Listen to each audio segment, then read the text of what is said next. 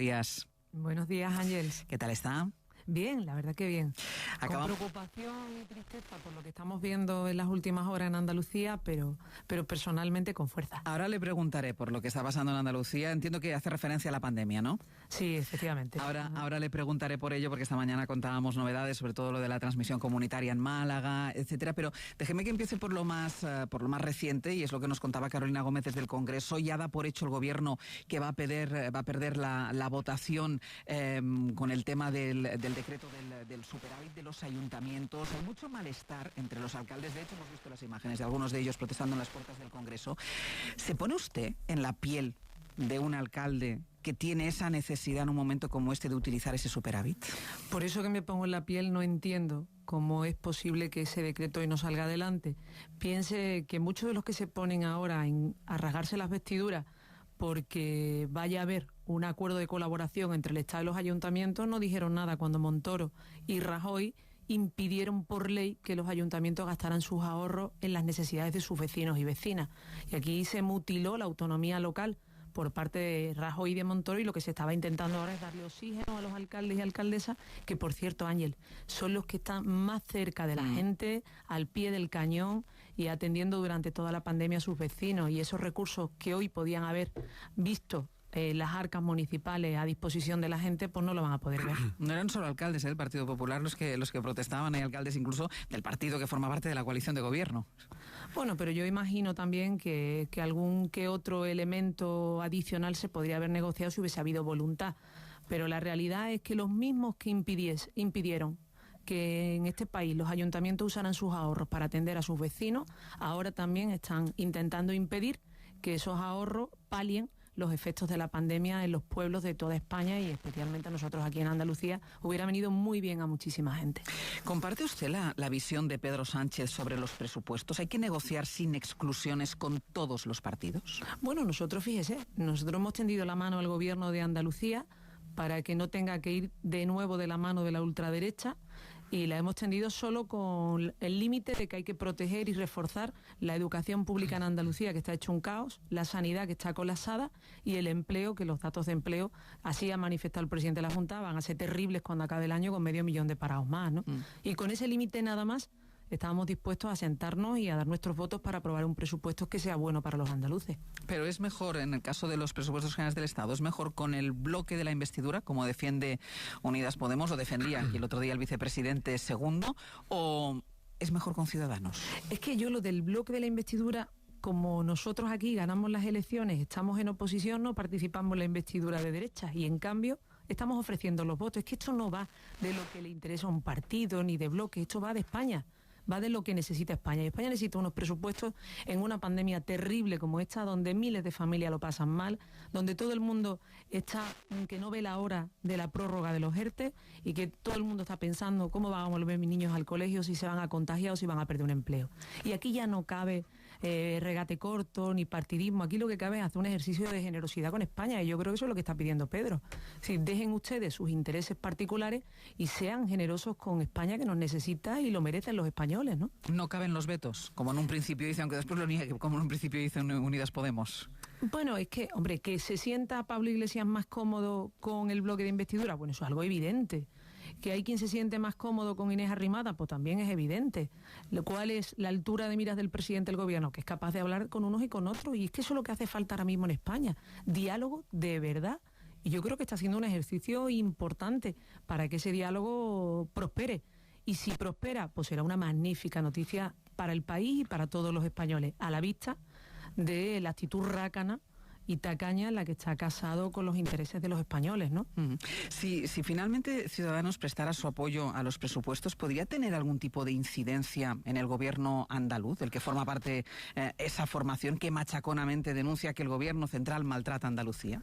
No, porque aquí el vicepresidente hace seguidismo del PP, se vio el viernes pasado, imagínese, ardía y estaba en llamas todo el Andévalo de Huelva, una provincia en llamas, una situación descontrolada de la pandemia en Málaga, Y en Almería, veremos a ver ahora también qué pasa en Almería, los profesores, los padres, las madres preocupados por la vuelta al cole, y Moreno Bonilla y Marín se estaban repartiendo altos cargos en San Telmo. Es decir, el ciudadano que está en el gobierno dentro de Andalucía no es el ciudadano de arrimada que está intentando volver a sus orígenes, es el que hace el seguidismo del Partido Popular, incluso en el final de la pandemia, cuando ella defendía, y yo eso se lo he reconocido siempre, que España necesitaba prorrogar la alerta sanitaria, la alarma, perdón.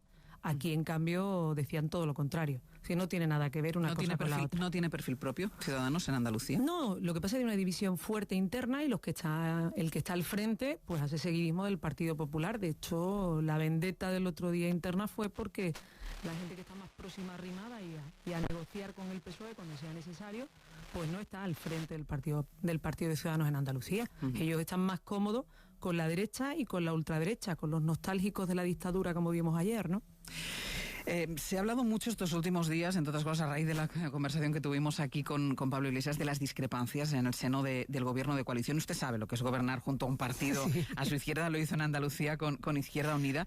Desde su experiencia, ¿cree que se están gestionando bien esas discrepancias? Bueno, eso sí, siempre. Además es sano. Cuando dos partidos forman una coalición en un gobierno, se tienen que notar las diferencias. Lo malo es cuando uno hace seguidismo del otro, el ejemplo que le ponía antes, ¿no? Es decir, al final, y que lo tienen que resolver repartiendo altos cargos, como pasa aquí en Andalucía, eso sí es malo. Pero que tengan visiones diferentes, que hablen mucho, que negocien, pero que al final la solución que tomen sea pensando en el interés general de la gente, yo creo que eso es positivo. Esa es la cultura de la coalición que falta mucho en España y que todavía queda para que nos vayamos acostumbrando, ¿no? Es sano discrepar, pero es sano airear las discrepancias. Mejor lavar los trapos, no sé cómo lo hacía usted, es mejor lavar los trapos sucios en casa. Bueno, yo tuve momentos épicos, Ángels, conocidos, porque al final son fuerzas políticas distintas.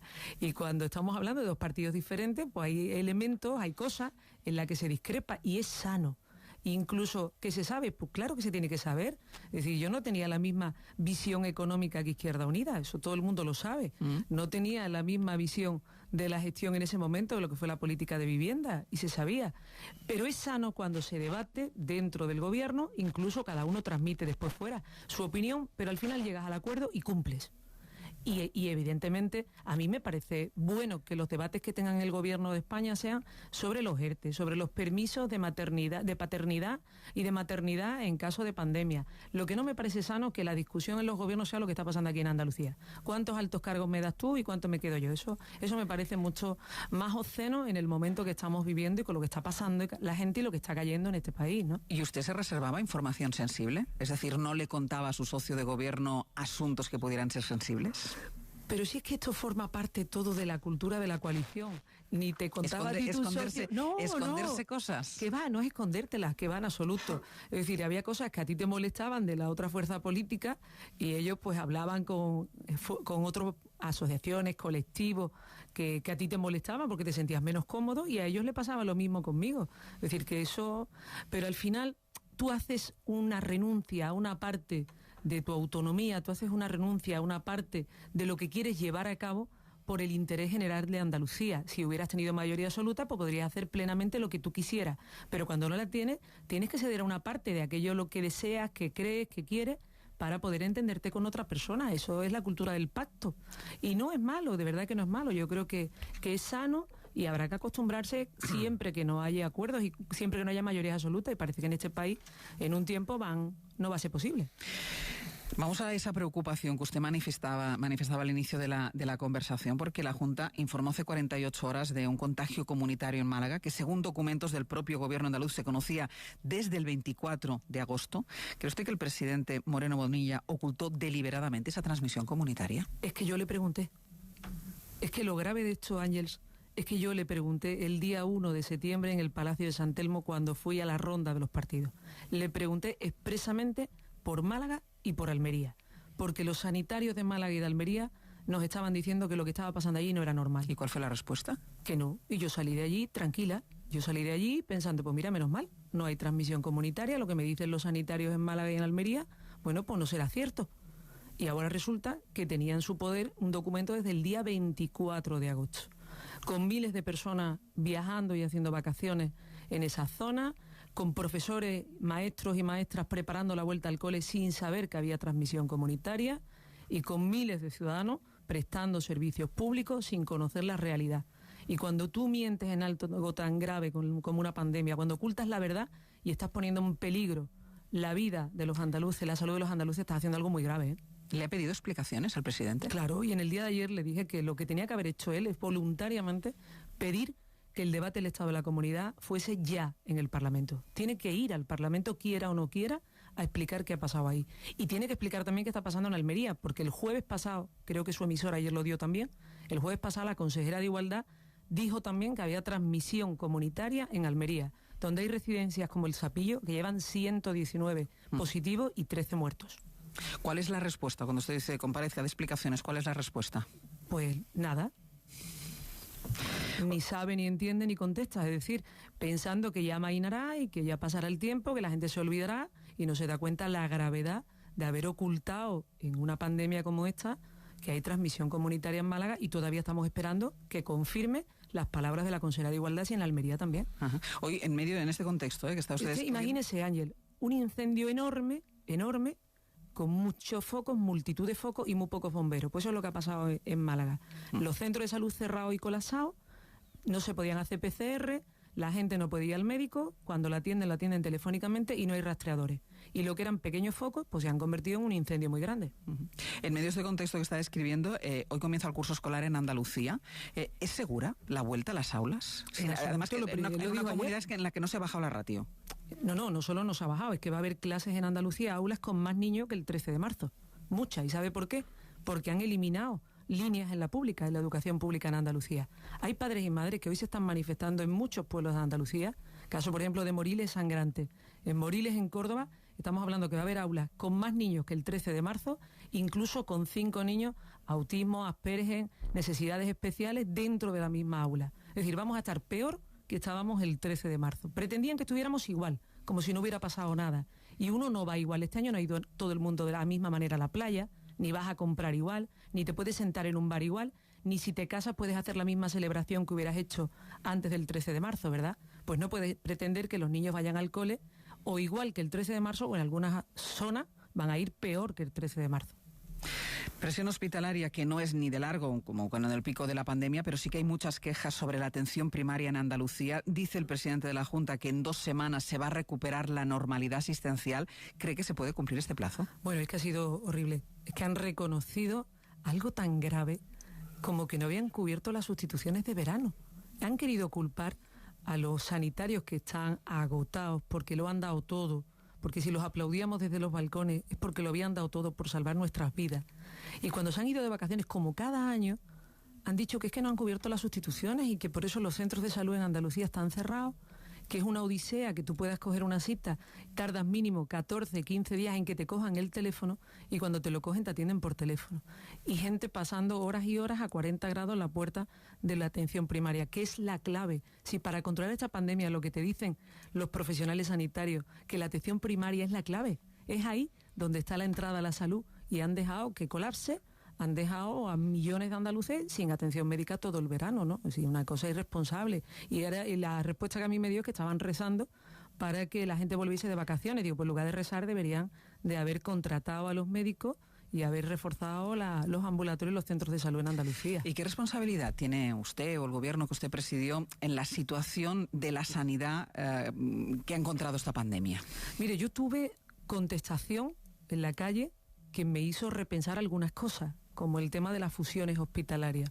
Y todo fue a raíz de que entendíamos que eso fortalecía el sistema. También es cierto que veníamos de la situación del 2012, donde los profesionales sanitarios perdieron mucho dinero, se les bajó el sueldo para no despedir a otra gente. Y era lógico que todo el mundo quisiera más y mejor. Pero si algo ha reconocido el gobierno de Andalucía durante el estado de alarma, es que Andalucía los datos irían mejor porque teníamos una sanidad muy potente. Entonces, ¿en qué quedamos? ¿Habían heredado una sanidad muy potente o resulta que ahora esto que está pasando en la atención primaria no tiene nada que ver con la sanidad potente del confinamiento? Lo que no han querido es gobernar. Sí, yo sé que gobernar es duro. Si la suerte que tiene Moreno Bonilla es que nos tiene en la oposición un partido como nosotros, que somos un partido de gobierno, que no tiene a Casado. Es decir, ojalá tuviera Pedro Sánchez una oposición como la que tiene Moreno Bonilla en Andalucía. Lo que pasa es que no quieren gobernar, Ángel. Gobernar es duro, difícil y a veces te da disgustos y quebraderos de cabeza. Susana Díaz, muchísimas gracias. Muchísimas gracias a ustedes, Ángel. Que tenga buen día.